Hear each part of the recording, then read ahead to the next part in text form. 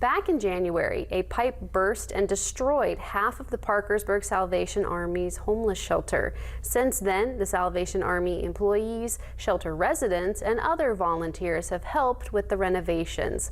Our Allison Powers talked with Lieutenant Anthony Rao about how the Salvation Army has fixed the damage.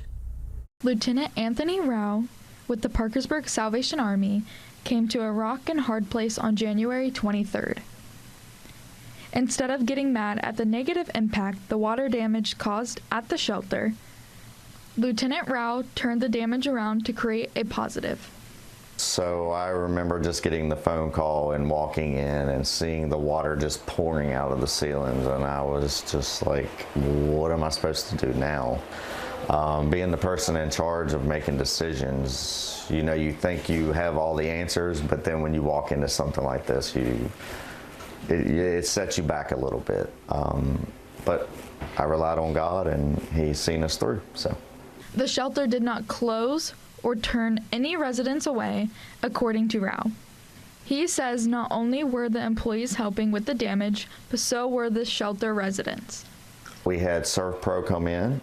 They were here within 10 minutes. They had a plan. They set up all their equipment and started drying out the shelter. We had shelter residents that were in here squeegeeing.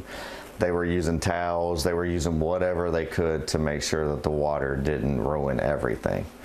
Since then, the shelter has been repainted, added in new flooring, and more. Rao says seeing how the shelter looked before the damage and how it looks now is very shocking to him. Night and day. Night and day. Rich gets after me, our shelter manager, a lot, but to me, when you walked in, it kind of looked just depressing. The colors were depressing. It was, you know, it was just depressing. And now it doesn't look like a shelter anymore. It looks like a home. So the Salvation Army shelter has more renovations planned, and you can visit our website at WTAP.com to learn more. In Parkersburg, I'm Allison Powers with WTAP News. This is home.